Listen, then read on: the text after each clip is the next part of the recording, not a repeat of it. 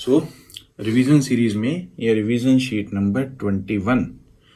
पिछली revision sheet में बहुत ही बढ़िया क्वेश्चंस अल्कीन से रिलेटेड और मुझे बहुत अच्छा लगा आप लोगों का रिस्पांस, इतने एंथुजियाज्म से सारे सॉल्व करके मेरे साथ शेयर किए, जो फिर मैं कहूँगा कि अगेन मोर देन पार्टिसिपेशन। काफ़ी क्वेश्चन स्टीरियो केमिस्ट्री के भी थे उसमें, सिन और एंटी एडिशन वाले, और बेसिक से बेसिक क्वेश्चन भी थे, मार्कोनी-कोफ रूल, पेरोक्साइड इफेक्ट।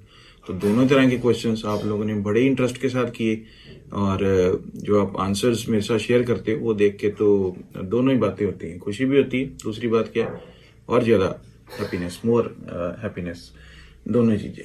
तो अब ये जो रिवीजन शीट है नंबर 21, इसमें काफ़ी क्वेश्चंस जो हैं वो एल्काइन से रिलेटेड हैं। तो अगर आपने एल्काइंस के रिएक्शन अब तक रिवाइज कर लिए हैं फिर तो ठीक है, अगर नहीं किए तो मेरी सजेशन है कि बेशक पहले एल्काइन के रिएक्शन रिवाइज कर लो फिर इसको सॉल्व करो। और जब हम एल्काइंस के क्वेश्चंस करते हैं तो वो एल्केन, एल्कीन, एल्काइंस तीनों के कंपैरिजन वाले क्वेश्चन भी साथ में ही आते हैं, तो उससे बहुत इंटरेस्टिंग हो जाता है। हाइड्रोकार्बन एकदम जिसे कहते हैं ना ग्रिप में आ जाता है, एक एंथुजियाज्म, एक जेस्ट फील होने लगता है चैप्टर के बारे में कि सारे के सारे जो इंटरकनेक्शंस हैं बहुत स्ट्रांग हैं और एकदम कंट्रोल में है। तो जैसे क्वेश्चन सामने आएगा उसको अच्छी तरह से सॉल्व करके उसका करेक्ट आंसर उस पर्टिकुलर टाइम में दे पाएंगे। तो इट इज़ सो गुड। अच्छा, अब जो पिछला वीडियो लेक्चर था रिवीजन शीट नंबर 20 का, उसमें शायद क्वेश्चन नंबर 12 नहीं मेंशन हुआ था। मैंने लिखा तो था पर शायद वो 11th के बाद फिर पेज टर्न हो गया और वो नेक्स्ट पे चला गया, तो फिर मुझे समबडी पॉइंटेड आउट। तो आई थिंक ये आप देख लें, अगर आपका रहता है तो इसको जरूर। रिवीजन शीट नंबर 12 का ये क्वेश्चन है। तो ये विसिनल डाइब्रोमाइड है, डाइहेलाइड है। तो इसको पहले अल्कोहलिक QH के साथ ट्रीट किया तो एक कंपाउंड बना A, तो उसको फिर NaNH2 के साथ ट्रीट किया तो कंपाउंड बना B। तो B क्या कंपाउंड है, एक तो ये बात, और दूसरा ये आयोडोफॉर्म को सिल्वर पाउडर के साथ हीट करने से क्या बनेगा। तो ये अगर आपने ऑलरेडी कर लिया, क्योंकि मैंने एक बार फिर से शेयर कर दिया था, और अगर नहीं तो इस वीडियो लेक्चर में से देख के इसको अपनी रिवीजन शीट नंबर 20 जो है वो कंप्लीट कर लें, ठीक है। तो अब हम स्टार्ट करते हैं रिवीजन शीट नंबर 21, जिसमें बहुत ही इंटरेस्टिंग और एक्साइटिंग क्वेश्चंस हैं आपके लिए। पहला क्वेश्चन देखें, ये ब्यूट 2इन गिवन है आपको और इसको रिडक्टिव ओजोनोलाइसिस की कंडीशंस हैं। इससे एक कंपाउंड बनेगा A। जो A बनेगा उसको आयोडीन और अल्कली के साथ फिर एक कंपाउंड बनेगा B, साथ में ये सोडियम फॉर्मेट, साथ में वाटर। तो वो जो B मेन कंपाउंड है। अच्छा, आप एक बार देखना, इन दोनों के अलावा और क्या बनेगा इसमें, तो सोचो कुछ बनेगा, वो भी ऐड करना यहाँ पे, और ठीक है। अच्छा, वो जो B जो मेन कंपाउंड है इस रिएक्शन का, उसको फिर सिल्वर पाउडर के साथ हीट करने से एक कंपाउंड बनेगा C। और C का हाइड्रेशन 40% सल्फ्यूरिक एसिड और 1% मर्करी सल्फेट की प्रेजेंस में C से एक कंपाउंड बनेगा E, ठीक है। तो C can also be obtained by the reaction of D with zinc. अब ये इंटरेस्टिंग हो गया, D भी फाइंड आउट करना है। तो आपको ये सब बताने A, B, C, D, E क्या है, और you have to complete the reactions. तो बहुत इंटरेस्टिंग होने वाला है इन रिएक्शंस को कंप्लीट करना। वैसे तो बेसिक ही है, फंडामेंटल, बट इंटरकनेक्शंस की क्या वैल्यू है ये अच्छी तरह से सामने आएगी। अच्छा, क्वेश्चन नंबर 2 मैं डिफरेंट पैटर्न लाया हूँ इस बार। ये मैच द फॉलोइंग वाला क्वेश्चन है। इसमें ये मल्टीपल मैच टाइप है कि लेफ्ट साइड में रिएजेंट्स हैं और राइट साइड में ऑर्गेनिक कंपाउंड्स हैं और इनको मैच करना है। जैसे इधर ABCD है, इधर 1 2 3 4 है, तो जो A रिएजेंट है वो इनमें से किस किस के साथ रिएक्ट करेगा, इस तरह से बताना। तो एक से ज़्यादा भी हो सकते हैं, सारे के सारे भी हो सकते हैं किसी के साथ। तो A है जैसे डीकलराइज ब्रोमीन एंड CCl4, ये कौन कौन करेगा इसमें से, इथेन, इथीन, इथाइन, बेंजीन, ब्यूट-1-इन, ब्यूट-2-इन, प्रोपाइन, प्रोपीन। बहुत बढ़िया इंटरकनेक्शंस वाला question. So white precipitate with Tollens reagent, ये इनमें से कौन कौन देंगे। रेड प्रेसिपिटेट विद, अरे कुछ रह गया, डीकलराइज बेयर्स रिएजेंट, ये कौन कौन देंगे इनमें से, बहुत important. Red precipitate with cuprous chloride and ammonium hydroxide, याद रहे ये अमोनियम हाइड्रोक्साइड है, ये कौन कौन देंगे इसमें से। और react with methyl magnesium bromide कौन कौन है इनमें से जो ग्रिग्नार्ड रिएजेंट के साथ रिएक्ट करेंगे। और रिएक्ट विद सोडियम तो कौन कौन से हैं इनमें से जो सोडियम के साथ रिएक्ट करेंगे। तो इस तरफ है A B C D E F 6 हो गए, और इस तरफ 1 to 8 ये 8 है। बहुत बढ़िया मल्टीपल मैच टाइप क्वेश्चन, लेकिन बहुत बेसिक। और एक बार ये क्वेश्चन अच्छी तरह से कर लेंगे, उसके बाद वो जो सिंपल एमसीक्यूज इन टॉपिक से रिलेटेड रहते हैं उनमें तो कभी गलती हो ही नहीं सकती। क्वेश्चन नंबर 3 देखें। आपको कहा था इथाइन के एल्काइंस के कुछ रिएक्शंस करेंगे आज। तो ये एसिटिलीन का रिएक्शन पहले HCl के साथ और HOCl के साथ, और ये 2 स्टेप में करना है, पहले एक मॉलिक्यूल की एडिशन फिर दूसरे की। और ये प्रोपाइन का रिएक्शन HCl और HOCl के साथ। तो ये तो सिमेट्रिकल है और ये जो है अनसिमेट्रिकल है। तो आपको देखना है कि क्या इसमें डिफरेंस आएगा दोनों के प्रोडक्ट्स में। ठीक है, ये तो फंडामेंटल रिएक्शन हो गया। अब ये फिर से एनालिटिकल क्वेश्चन। एसिटिलीन में एडिशन है 2 मॉलिक्यूल्स ऑफ एसिटिक एसिड की हैवी मेटल आयन की प्रेजेंस में, तो कंपाउंड बनेगा ए को हीट करते हैं तो बनता है B+C। बी को आयोडीन और अल्कली से ट्रीट करते हैं तो येलो प्रेसिपिटेट आती। तो इसकी वजह से आपको पता लगेगा कि बी कौन सा है और सी कौन सा है। 2 कंपाउंड तो बनेंगे डेफिनेटली। ठीक हो गया। और ये ओवरऑल भी बहुत ही इंपॉर्टेंट रिएक्शन है। अब आयोडीन और सोडियम हाइड्रोक्साइड से येलो प्रेसिपिटेट देना, यू कैन थिंक अबाउट कि ये कौन से चैप्टर से कनेक्ट कर रहा है इस एल्काइन को। अगला क्वेश्चन, ये फिर से एनालिटिकल क्वेश्चन आ गया ABC वाला, और इसमें काफी चीजें बन रही। 2 मॉलिक्यूल्स एसिटिलीन, ये अमोनियम क्लोराइड और क्यूपरस क्लोराइड, अब ये अमोनियम हाइड्रोक्साइड नहीं है, अमोनियम क्लोराइड है, और क्यूपरस क्लोराइड के साथ ये मिलके बना रहे A। अब A फर्दर इसी रिएक्शन में एक और एसिटिलीन मॉलिक्यूल के साथ मिलके बना रहा है B। ठीक है, तो A और B को तो आइडेंटिफाई करना है। अब 2 molecules of acetylene, ammonium chloride, cuprous chloride और एयर, ये इंपॉर्टेंट है। यहां एयर नहीं है, यहां एयर है की प्रेजेंस में एक कंपाउंड बन रहा है C। तो आपको एक तो आइडेंटिफाई करने A, B और C, और A, B और C तीनों के IUPAC नेम्स देने। बहुत इंटरेस्टिंग हो जाएगा। अब उसके बाद एक एडिशनल बात इसमें लिखिए कि A से एक कंपाउंड बनाया जाता है D, जिससे फर्दर एक पॉलीमर बनाया जाता है नियोप्रीन। अब ये पॉलीमर वाला चैप्टर तो आपने किया हुआ, तो नियोप्रीन वैसे भी काफी फेमस वो है पॉलीमर, तो उससे आपको D भी आइडेंटिफाई हो जाएगा। थोड़ी सी एफर्ट करेंगे तो बहुत बढ़िया तरीके से हो जाएगा। अगर ये D और पॉलीमर वाला पार्ट नहीं हो तो फिर क्या कर सकते हैं, मेरा ख्याल आपकी टेक्स्ट बुक या रेफरेंस बुक में ये वाला पॉइंट दिया होगा, नहीं तो पॉलीमर के नोट्स में से या बुक में से नियोप्रीन वाला टॉपिक देखें तो वहां पे भी क्लियर हो जाएगा। ठीक है, अब ये थोड़ा सिंपल क्वेश्चन है लेकिन है इंपॉर्टेंट। प्रोपाइन है, रेड हॉट आयरन ट्यूब, तो एक कंपाउंड बनेगा A, और A के रिडक्टिव ओजोनोलिसिस से B बनेगा, तो A और B आइडेंटिफाई करने। ये तो आप फ्लो में कर लेंगे, मुझे पता है। बहुत ही रेलेवेंट क्वेश्चन है और बहुत अच्छे तरीके से आपका आंसर इसका आपने सोच भी लिया होगा, और रिलीज को A क्या है और B क्या है। ठीक है, क्वेश्चन नंबर 7। क्वेश्चन नंबर 7 में एसिटिलीन का ही है। इसको किसी रिएजेंट से ट्रीट करते हैं तो एक कंपाउंड बनता है A। अब ना तो रिएजेंट बताया क्या है, ना ही A बताया। आगे हिंट है, A की पॉलीमराइजेशन से एक पॉलीमर बनता है ऑर्लोन। अब तो होना चाहिए, तो आपको रिएजेंट भी बताना और कंपाउंड A भी बताना।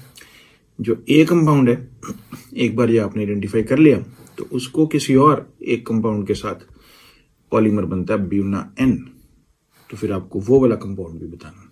तो ये बेसिकली जब हमने पॉलीमर चैप्टर किया था, मुझे याद है तब भी मैंने आपसे बात की थी डिटेल में कि जो पॉलीमर्स के कुछ क्वेश्चंस हैं और उनको ऑर्गेनिक केमिस्ट्री के रिएक्शन से रिलेट करके बहुत बढ़िया कॉम्बिनेशन क्वेश्चंस बनते हैं। अब ये क्वेश्चन इतना डिफिकल्ट तो नहीं है, लेकिन अगर इन पॉलीमर्स के बारे में पता होगा तभी इसको सॉल्व किया जा सकता है।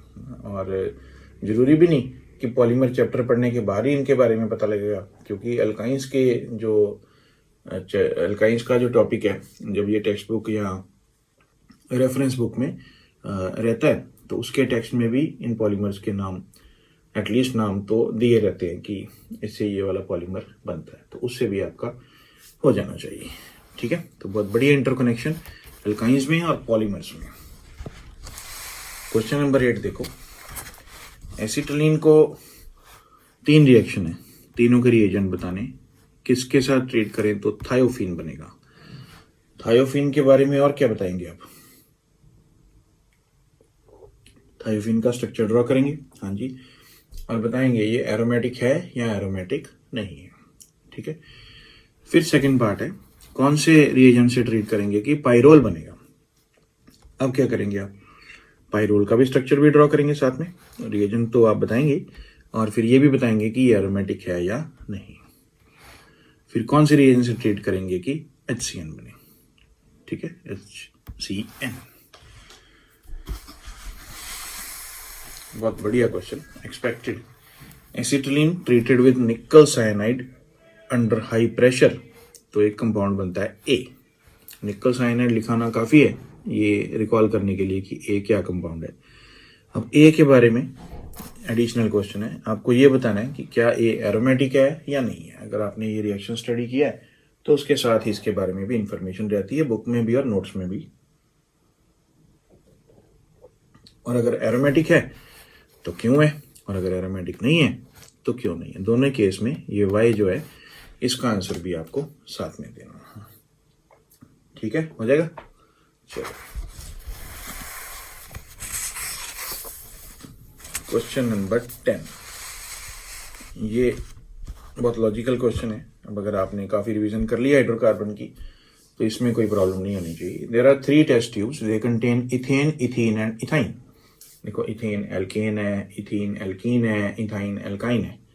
How to identify using only 2 reagents. सिर्फ 2 रिएजेंट्स यूज करने लैब में से, और आपको तीनों टेस्ट ट्यूब में लेबल लगाने कि किसमें इथेन है, किसमें इथीन है, किसमें इथाइन है। मतलब कि 2 आप टेस्ट कर सकते हैं, ये that is what I mean to say. ठीक है, हो जाएगा। क्वेश्चन नंबर 11 थ्योरेटिकल है, लेकिन केमिस्ट्री में ये थ्योरेटिकल भी करने बहुत जरूरी है। So what is Berthelot synthesis.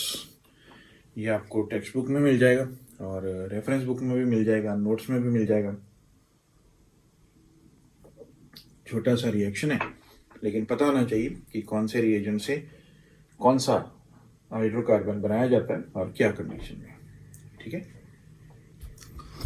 Question number 12 देखिए।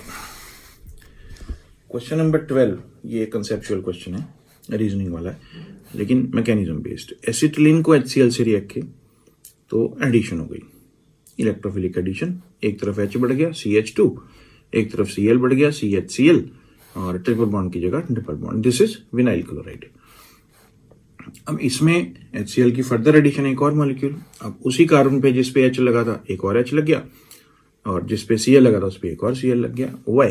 ये आपको बताना है इसका टेक्निकली रीजन क्या है मैकेनिज्म वाइज, कि क्लोरीन जो है उसी कार्बन पे गया जिस पे पहले भी एक क्लोरीन गया था पहले स्टेप में, तो ऐसा क्यों है। ठीक है, चलो, होना चाहिए, मैकेनिज्म फॉलो करें। क्वेश्चन नंबर 13, एसिटिलीन की ऑक्सीडेशन सेलेनियम डाइऑक्साइड के साथ क्या बनेगा, ये बताना आपको। हो जाएगा, इंटरेस्टिंग आंसर आएगा इसका। Question number 14, convert propyne to pent two yne. अब प्रोपाइन जो है एक टर्मिनल एल्काइन है 3 कार्बन का, और जो पेंट टू वाइन है ये नॉन टर्मिनल एल्काइन है 5 कार्बन का। सो ये एक मेथड रहता है जिसमें व्हाट यू डू कि smaller terminal alkynes are converted to larger non terminal alkynes. तो उसके लिए जो रिएजेंट्स हैं वो बताने हैं। हो सकता है एक से ज्यादा स्टेप में होता हो। क्वेश्चन नंबर 15 में ये इंटरेस्टिंग क्वेश्चन है जो आपको अच्छा लगेगा, क्वेश्चन भी आंसर भी। Can a triple bond be accommodated in a ring? जैसे हम कहते हैं साइक्लोहेक्सेन है, फिर हम कहते हैं साइक्लोहेक्सीन भी है, लेकिन ट्रिपल बॉन्ड के बारे में व्हाट डू यू थिंक? क्या रिंग में ट्रिपल बॉन्ड अकोमोडेट होता है? क्योंकि ट्रिपल बॉन्ड बनने के लिए तो sp कार्बन चाहिए, और sp कार्बन में एंगल कितना रहता है? 180 डिग्री हो जाएगा वो, है ना। तो अब रिंग में 180 डिग्री एंगल वाले sp कार्बन, तो स्ट्रेन बहुत ज़्यादा हो जाएगा, तो डिफिकल्टी रहेगी। तो अगर तो आंसर यस है तो फिर ये भी बताना कि कम से कम कितने मेंबर रिंग हो जिसमें ट्रिपल बॉन्ड भी अकोमोडेट हो सकता है। तो ये थोड़ा सा आपको बुक्स वगैरह में से देखना पड़ेगा, थोड़ी एफर्ट करनी पड़ेगी, तभी इस क्वेश्चन का आंसर अच्छे तरीके से आ पाएगा। ठीक है, तो अब आप इस वीडियो लेक्चर को जो रिवीजन शीट नंबर 21 है दोबारा देखो। तो एल्कीन्स और एल्काइंस के मोस्टली रिएक्शंस हमने इन रिवीजन शीट्स के थ्रू रिवाइज कर लिए, और बहुत सारे एनालिटिकल क्वेश्चन ABCD टाइप के वो भी कर लिए, और रीजनिंग वाले कंसेप्चुअल बातें, रिएजेंट्स, नेम रिएक्शंस, बहुत कुछ हमने इन रिवीजन शीट्स में कर लिया है। और हमेशा की तरह मैं कहूँगा, अगर आपने सिंक्रोनाइज तरीके से ये सब किया है तो शायद ही कभी हाइड्रोकार्बन्स का क्वेश्चन आपका गलत हो। मोरओवर, ये जो आप अपनी नोटबुक में ये सारे क्वेश्चन सॉल्व कर रहे हैं, इनको आप रिवाइज भी करेंगे बाद में, जैसे जब के चैप्टर का टेस्ट है या कुछ और कोई क्विज वगैरह है, या वैसे ही रिवीजन के शेड्यूल में आ गया, तो फिर तो ये इंटरेस्टिंग हो जाएगा कि अब आप नोट से रिवाइज करते हैं या रिवीजन शीट के जो नोट्स हैं इससे रिवाइज करते हैं, या दोनों से रिवाइज करते हैं ना, मैं तो ऐसा भी कहूँगा। तो बाकी रोज की बातें आप लोग रिवाइज करते हैं और बहुत ही एंथुजियाज्म के साथ करते हैं, और इंटरेस्ट के साथ, और बहुत बढ़िया तरीके के साथ नोट्स बना के क्वेश्चंस को सॉल्व करके मेरे साथ शेयर करते हैं। कभी कभी जैसे मुझे लगता है कि ये कोई पर्टिकुलर क्वेश्चन ये ऐसे है तो अच्छा क्वेश्चन है, या थोड़ा इसमें डिटेल रिक्वायर्ड है, तो लेकिन वो भी आप बड़े ही कहते हैं ना, वो सहज तरीके से उसको सॉल्व करके जब शेयर करते हैं, then it feels so good. आप लोगों की मेहनत देख के बहुत ही अच्छा लगता है, आप लोगों की कमिटमेंट और डिटर्मिनेशन देख के तो बहुत ही अच्छा लगता है। बस जी।